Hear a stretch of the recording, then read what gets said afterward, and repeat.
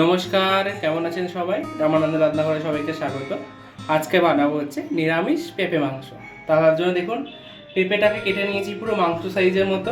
আলু, টমেটো কুচি, লঙ্কা চিড়ে নিয়েছি। আর এখানে নুন, হলুদ, চিনি, ঘি, জিরে গুঁড়ো, ধনের গুঁড়ো, লঙ্কার গুঁড়ো, গোটা জিরে, আদা বাটা, গরম মশলা, শুকনো লঙ্কা আর গোটা গরম মশলা। আর সঙ্গে তেল রয়েছে। চলুন এবার পরবর্তী পর্যায়ে চলে যাও। গ্যাস জ্বালিয়ে কড়ার মধ্যে তেলটা গরম করে নিয়েছি। এবার ফোড়নের জন্য দিয়ে দেবো হচ্ছে শুকনো লঙ্কা, তারপর দিয়ে দেবো হচ্ছে গোটা জিরে, গোটা গরম মশলা। তরকারির কালারটা ভালো আসার জন্য একটু সামান্য পরিমাণে চিনি দিয়ে দেবো তেলের মধ্যে। ছেড়ে দেবো হচ্ছে তেলের মধ্যে আলুগুলো।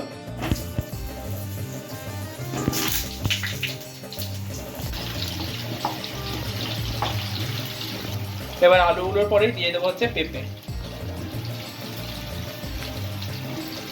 এবারে দেবো হচ্ছে কাঁচা লঙ্কা আর টমেটো কুচি দিয়ে এটাকে ভালো করে ভেজে নেব। পেঁপে আলুটা ভাজা হতে হতে ততক্ষণ আমি হচ্ছে গরম জলটা বসিয়ে দেবো তরকারি। এই দিয়ে গরম জলটা বসিয়ে দিলাম, ভেজে নিয়েছি। এবার এর মধ্যে দিয়ে দেবো হচ্ছে নুন, হলুদ, তারপরে দিয়ে দেবো হচ্ছে সামান্য পরিমাণে চিনি, ধনের গুঁড়ো, জিরের গুঁড়ো, লঙ্কার গুঁড়ো, তারপরে দেবো হচ্ছে আদা বাটাটা। সমস্ত মশলা আমি দিয়ে দিয়েছি। এবার ভালো করে কষিয়ে নেব। করে কষিয়ে নিয়েছি আর মশলা দিয়ে তেলও ছেড়ে দিয়েছে। এবার গরম জলটা দিয়ে দেবো। এটা বেশি করেই জল দিতে হবে, কারণ হচ্ছে জল জল থাকবে তো, একটা ঝোল থাকবে। জল দিয়ে দিয়েছি আর নাড়িয়ে চাড়িয়ে নেবো। আর 10 থেকে 15 মিনিটের জন্য রেস্টে রেখে দেবো ঢাকা দিয়ে। আর এখানে আঁচ থাকবে তখন লো টু মিডিয়ামে। চলে এসেছি বন্ধুরা আবার।